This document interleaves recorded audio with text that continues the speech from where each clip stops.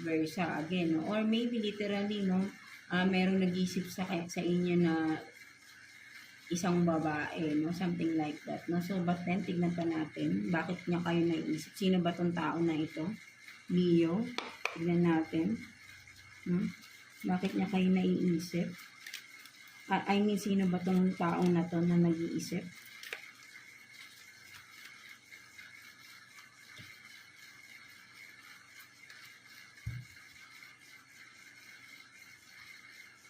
So, you have this King of Pentacles in reverse. And then, the Moon in reverse. So, yeah, this person, no, mga Leo natin, no. So, ito yung tao na sabihin natin na pinagdamutan ka, no? Maraming sikretong tinago, no? For some of you, babae, lalaki, no? So, kung sino man to, no? Siyempre, kung makaresonate ka, no? There is someone na this person na sabihin natin yun nga, no? Pinagdamutan ka. Ito yung tao na ang daming sikretong tinago sa inyo, no? Something like that, no? So, ito yung nag-iisip sa inyo, no?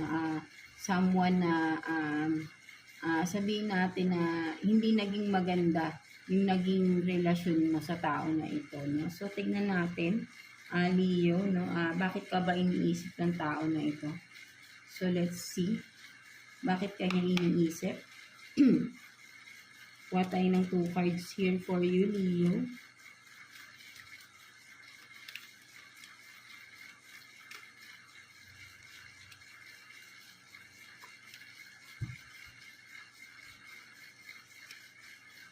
So, you have this Knight of Pentacles in reverse and then Queen of Pentacles in reverse. So, talaga na nakikita ko nga talaga rito, literally, no? So, talagang pinagdamutan ka ng tao na ito, no? Sa pera talaga, no? In regard sa pera, no? So, kung karelasyon mo to before, no? Something like that, no? So, dahil may mga kadil siyang ibang tao, no? So, meron siya talagang binibigyan ng pera, no? For some of you, no? So, maybe for some of you, may nabuntis pa tong iba, no? Kung literally, no?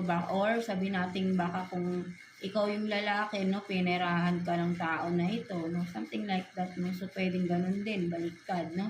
So, again, just take what's resonate, no? So, pwede rin sabihin natin pinagdadamutan ka at the same time, no, nag-take advantage, no, pinirahan ka din, no, pwede rin ganun, no, something like that, no. So, and then, pwedeng may nabuntis na iba or